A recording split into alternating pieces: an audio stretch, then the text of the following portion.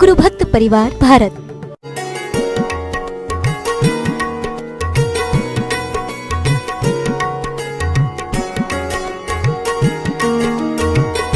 तो मैं उदाहरण देख करके आपको समझाने का प्रयास करूंगा। जैन दर्शन के अनुसार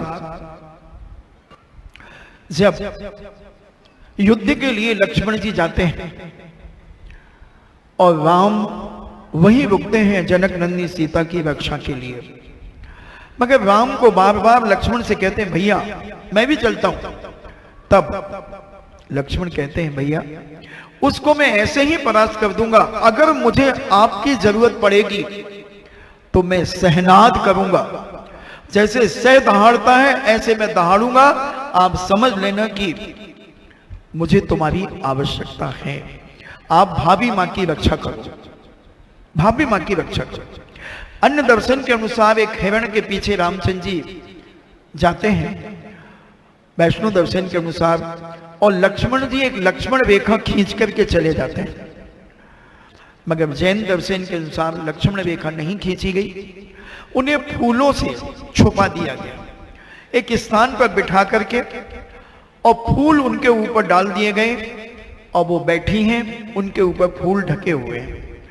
उसी समय रावण निकलता है और रावण ने देखा था सीता को, पहले उसने देखा कि राम यहां पर हैं, सीता यहीं कहीं होना चाहिए, और उसने अपनी कर्ण पचासनी विद्या से पूछा कि मैं कैसे हटा सकता हूं राम को यहां से। तब उस कर्ण पचासनी विद्या ने कहा कि तुम एक सहनाद करो, और सहनाद सुनकर के रामचंद्र जी लक्ष्मण के पास चले जाएंगे और सीता तुम्हें यहां अकेली मिल जाएगी। और रावण ने सहनाद किया, एक शेर की दहाड़ की, अब उस दहाड़ को सुनकर मर्यादा पुरुषोत्तम राम सीता को छुपा करके चले जाते हैं, और रावण एक भेष बना करके आता है और धर्म लाभ कहता है भिक्षा मांगने के लिए।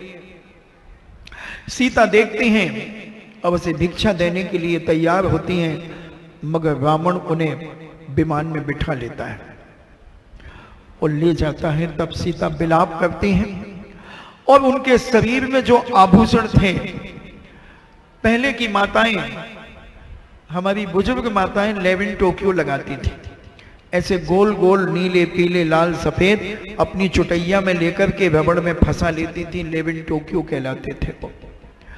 या फिर वो रस्सी बांधती थी, चिमटियां लगाती थी, तो हमारी जनक नंदिनी के बालों में सोने की चिमटियां थी, उनके कानों में झुमकियां थी, गले में हार थे, मंगलसूत्र नहीं था। जैन दर्शन के अनुसार मंगलसूत्र की कोई परंपरा नहीं है, हमारे किसी भी ग्रंथ में मंगलसूत्र की परंपरा नहीं, हमारे यहाँ हारों की व्यवस्था है। आदि पुराण के अंदर जिनसेन स्वामी ने आज 1200 साल पहले लगभग आभूषणों की जब बात की, तो उन्होंने 1000 लड़ियों तक के हार पहनने के लिए कहा कि रानियां, ऋषभ देव की रानियां 1000 लड़ियों के हार पहनती थी। तुम कितनी लड़ियों के पहनते हो? महाराज जी हम पोत के पहनते, पोत के वे काली काली काली कलकत्ते वाली, हम वो पोत के काले धागों में पहनते नहीं। जैन दर्शन में धागे का दूर दूर तक कोई स्थान नहीं है बंधुओं, कहीं काला धागा हमारे यहाँ है ही नहीं, पोत हमारे यहाँ है ही नहीं, मंगलसूत्र जैन दर्शन में है ही नहीं। ये तो अन्य दर्शनकारों की यहां से आ गया, हमारे यहाँ हारों की परंपरा है। कितनी लड़ियों का तुम हार पहन सकते हो? 5 लड़ियों का, 7 लड़ियों का, 11 लड़ियों का, 1000 लड़ियों तक हारों की परंपरा है। तो ऐसी जनक नंदिनी सीता मां अनेक प्रकार के आभूषण अपने शरीर में सुशोभित कर रही थी, मगर उन्होंने कहा कि मर्यादा पुरुषोत्तम राम और मेरे देवर को कैसे पता चलेगा कि मैं किस दिशाओं में मेरा हरण हुआ है। तब उन्होंने अपने आभूषण निकाल निकाल करके फेंके, बिछड़ी तक फेंकी निकाल करके। बिछड़ी बहुत लाभदायक होती है, अगर चारों उंगलियों में माताएं बिछड़ी पहन लें तो उनको कभी साइड का नहीं होगा, साइडका की बीमारी कभी नहीं होगी, जो पैर में होती है, फड़कन होती है, वो उंगलियां दबी रहेंगी। और अंगूठे में अगर बिछड़ी पहने या एक कड़ी लोहे की चांदी की कड़ी लगा लें तो उनकी कभी नाभि नहीं खिसकेगी, कभी नहीं खिसकेगी। अगर उंगलियों में रिंग पहन लें तो कभी सर्वाइकल पेन नहीं होगा। एक एक आभूषण महान लाभदायक है। अगर करधोनी पहन लें तो कभी कमर में दर्द नहीं होगा। आज मजदूर महिला करधोनी पहनती है, कितनी मेहनत करती है। जैन 100 महिलाएं मिलकर के भी उतनी मेहनत नहीं कर सकती जितनी एक मजदूर महिला करती है। कितने गैती फावड़े चलाती है, मसाला बनाती है, तसले रख करके 8-8, 10-10 ईंटें ऊपर ले जाती हैं, 3-3, 4-4 मंजिल पर, मगर उसको कमर में दर्द नहीं होता। अगर होता तो दूसरे दिन काम पर कैसे आती है? वो क्या पहनती है? क्या पहनती है वो? करधोनी कहो, कनकिका, क्या कहते हैं तुम्हारे यहां पर? कमरबंद। इतनी मोटी करधोनी पहनती है वो अपने कमर, और कितनी मेहनत करती है, उसे कभी कमर दर्द नहीं होता। हमारे यहां पुरुष भी पहनते थे, मगर ब्रिटिश सरकार का जब सत्ता हमारे भारत पर आई तो उन्होंने ये फुल पैंट पहनना सिखा दिया और इसमें एक बेल्ट लगाना शुरू कर दिया कि बेल्ट लगाओ, यानी कमर को किसी भी तरीके से बांध करके रखो। और आज जब डॉक्टर के पास हम जाते हैं कि हमारी कमर में दर्द हो रहा है तो डॉक्टर भी एक पट्टा आपको बांध देता है। तो ये कमर को बांधने रखना, यानी करधोनी, कमरबंद, कनका, पता नहीं राजस्थान में कनका कैसे कुछ कहते हैं, जो भी कहते हैं, वो हमारी कमर की सुरक्षा करती है। बंधुओं, कभी भी कोई 1-4 कौन से वो गुड़िया खिसक जाते हैं, वो सब कभी नहीं खिसकेंगे। तो माइग्रेन कभी नहीं होगा अगर तुम्हारे पैरों में चांदी की अच्छी मोटी पायल होगी तो, क्योंकि गर्मी पैरों से चढ़ती है मस्तिष्क पे और माइग्रेन शुरू हो जाता है। और पायल जब होगी तो माइग्रेन हो ही नहीं सकता। वो कितने बड़े बड़े टोड़ल पहनती हैं, कितनी मेहनत करती है, एक एक उपकरण का, एक एक आभूषण का लॉजिक है। बंधुओं, हम अपनी भारतीय संस्कृति पर आ जाएं तो दुनिया की कोई ताकत हमें बीमार नहीं कर सकती। चूड़ियां, आज की महिलाओं ने चूड़ियां पहनना बंद कर दिया, कांच की चूड़ियां। और जब रावण मरा था, सुनो, रावण जब मरा था तो मंदोदरी ने चूड़ियां फोड़ी थी, केवल एक कड़ा उसने अपने हाथ में डाला था, क्योंकि वो हाथ खाली हो गई, उसकी खुशी खत्म हो गई। मगर आज अच्छे अच्छे घराने की बहू बेटियां एक एक कड़े डाल करके घूमती हैं। ये शोभनीय नहीं है, ये निंदनीय है। विचार करें, हम तो रास्ता बता सकते हैं, मानना और नहीं मानना तुम्हारे ऊपर।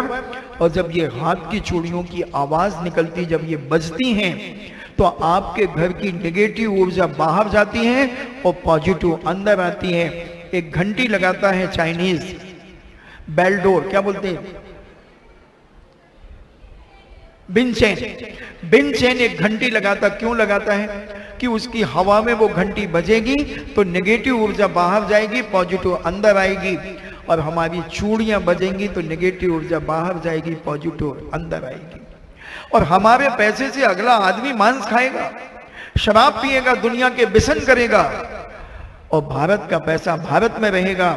चूड़ियों से पहनने से श्वास की बीमारी खत्म हो जाती है। ये वैज्ञानिकों ने भी सिद्ध कर दिया इस चीज को कि चूड़ियों के माध्यम से जब ये ऊपर नीचे होंगी, यहाँ की नसें दबेंगी, पॉइंट दबेंगे, तो श्वास की बीमारी आपके जीवन में नहीं होगी। हार्ट के ऊपर उसका प्रभाव नहीं पड़ेगा। चूड़ियों से हार्ट का दबाव कम रहेगा और आपको थकान नहीं होगी। चूड़ियां पहनने वाली महिला कितना भी काम कर ले, उसको थकान नहीं होगी। आप, तुम्हारी दादियां, तुम्हारी सास जब पहले चूड़ियां पहनती थी कितना काम करती थी, और तुम बहुएं कितना काम करती हो। थोड़ा सा कर, मैं तो थक गई, और 2 घंटे तुम्हें दोपहर को सोने के लिए चाहिए। ये चूड़ियां पहनने से अनेक पॉइंट दबते हैं और थकान दूर हो जाती है। कभी थकान आएगी नहीं। और आप देखें अभी भी हमारी बुजुर्ग दादियां कितना काम करती हैं, चूड़ियां हाथ में पहनती हैं, उन्हें कभी थकान नहीं। तो जनक नन्ही सीता मां अपने आभूषण उतार उतार करके फेंकती गई। और जब मर्यादा पुरुषोत्तम राम और लक्ष्मण युद्ध जीत करके आते हैं, जब जनक नन्ही सीता वहां नहीं मिलती हैं, एकदम विलाप करते हैं रामचंद्र जी, हे सीते, हे सीते, मगर कोई आवाज नहीं आती। यत् तत् देखते हैं, कुछ दूरी जाने पर उन्हें जनक नन्ही के बालों में लगाने वाली चिमटी मिलती है। फौरन उठाकर के कहते हैं, लक्ष्मण ये क्या सीता की है? तो लक्ष्मण कहते, भैया अगर उनके पैरों की बिछड़ी मिल जाए तो मुझसे पूछना, मैं बता दूंगा कि भाभी माँ के पैर की बिछड़ी है। ये तो आप जानो कि उनके सिर के बालों में लगाने वाली चिमटी को तो आप जानो, मैं तो बिछड़ी की पहचान करता हूं, बिछड़ी को जानता हूं। झुमकी मिली, फिर राम ने झुमकी दिखाई। लक्ष्मण कहते, भैया मैं झुमकी के बारे में नहीं जानता, मैं बिछड़ी के बारे में जानता हूं। झुमकी तो आप अगर सिर ढाक के रहेंगे तो आपकी झुमकी दिखेगी क्या? आपका बाला दिखेगा क्या? तो लक्ष्मण इस चीज का प्रामाणिकता देते हैं। आभूषण मिलते गए, मगर लक्ष्मण ने कोई समर्थन नहीं किया। और जैसे ही कुछ किलोमीटर मीलों जाने के बाद जैसे ही उन्हें बिछड़ी मिलती है, और लक्ष्मण उठा करके कहते, भैया निश्चित है कि भाभी माँ को दुश्मन इसी तरफ ले गया है, क्योंकि मुझे उनके पैर की बिछड़ी मिल गई है। विचार करें माताओं, सिर ढकना हमारे लिए बहुत बड़ा मांगलिक माना जाता है, खुला सिर अशुभ माना जाता है। इसलिए जितना आपका सिर ढका रहेगा, मेरा दावा है आपके घर में उतना झगड़ा टंटा कम होता चला जाएगा। क्योंकि सिर खुला तो जबान खुली। मैं एक प्रैक्टिकल देता हूं। जब कोई घर में बहू आती है, बिल्कुल लेटेस्ट शादी करके, सिर ढक करके आती है, पहली विदा में आई है, और घर में शाम को क्या पूछती, मम्मी जी शाम को क्या बनाना है? मम्मी जी क्या बनाना? नहीं बेटा रहने दो, हम सब। मम्मी जी बता दो, मुझे आता है, मैं सब बना लूंगी, आप बताइए ना क्या बनाना है। अभी सिर ढका है। मैं बिल्कुल प्रैक्टिकल दूंगा आपको एक एक चीज का। वो कहेंगे बेटा रहने दो, मैं सब कर। मम्मी जी बता दो ना, हमको आता है। क्या बनाना है? मूंग की दाल बनाना है, लौकी की सब्जी बनाना है, क्या बनाना? मसूर की दाल बनाना है, क्या लपटा बनाना है, कचरियां वाला वो कचरियां डाल के बनाना है? वो कह रही हाँ। तो ये कहने का मतलब, और जब दूसरी विदा में आती है तो अभी तक तो सिर इतना ढका था, अब दूसरी विदा में इतना हो जाता, बाल दिखते हैं।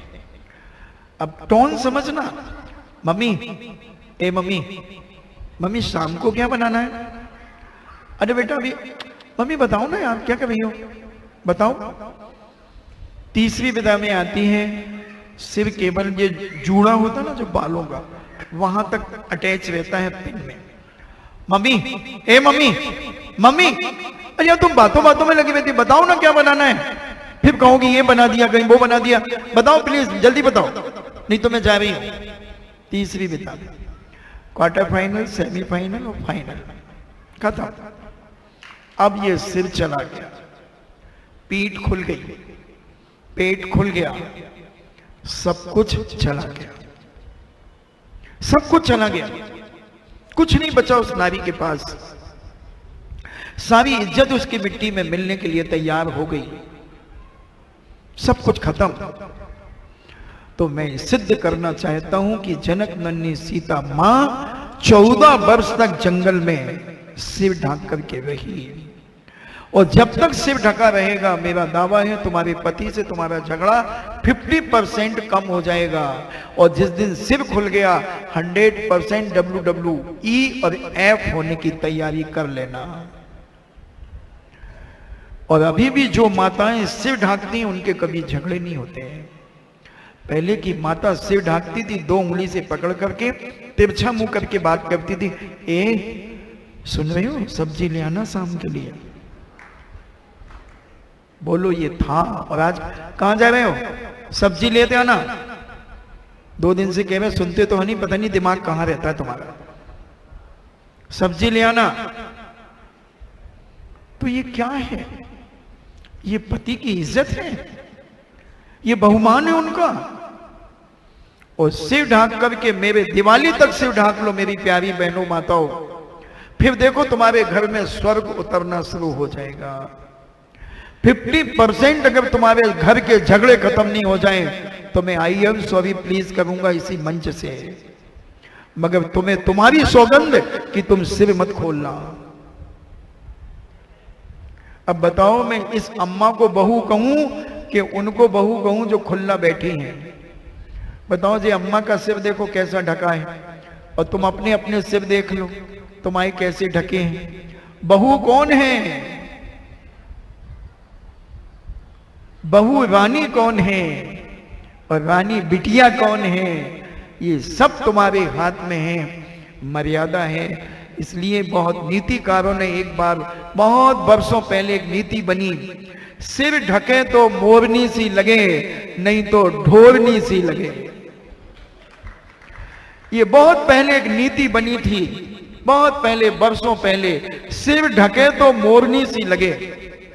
मोर एक सबसे सुंदर पक्षी माना जाता है, राष्ट्रीय पक्षी माना जाता है, तो वो उपमा तुम्हें दी गई है। और अगर खुला सिर रख दिया तो तुम्हें जानवरों की उपमा से विभूषित किया गया। सिर ढाक करके हमारी जिंदगी जीवन का बहुत बड़ा आनंद है। और आप समझें, और वह धनपाल एक गुणपाल अपनी धनश्री को समझाने का प्रयास कर रहा है कि एक बेधर्मी से शादी कर दो, राजा से शादी कर दो, सुबंधु की बहुत सुखमय जीवन रहेगा। और धर्मपत्नी कह रही है कि ऐसे कैसे हो सकता है, मैंने अपनी बेटी को मिथ्यास से बचाया है, सम्यक मार्ग में लगाया है, और मैं अपनी बेटी को मिथ्या में ढकेल दूं? ये कैसे हो सकता है? एक मिथ्या दृष्टि से मैं पानी ग्रहण उसका कर दूं, मुझसे नहीं होता। मैं उसे मौत के कुएं में डाल सकती हूँ, सिंह की मांद में फेंक सकती हूँ, हाथी के पैर के नीचे कुचल सकती हूँ, मगर मैं अपने जीते जी अपनी सगी आंखों के सामने उसे किसी मिथ्या दृष्टि के हाथ में, बेधर्मी के हाथ में उसका पानी ग्रहण नहीं करूंगी। अपन फिर आपका समय हुआ।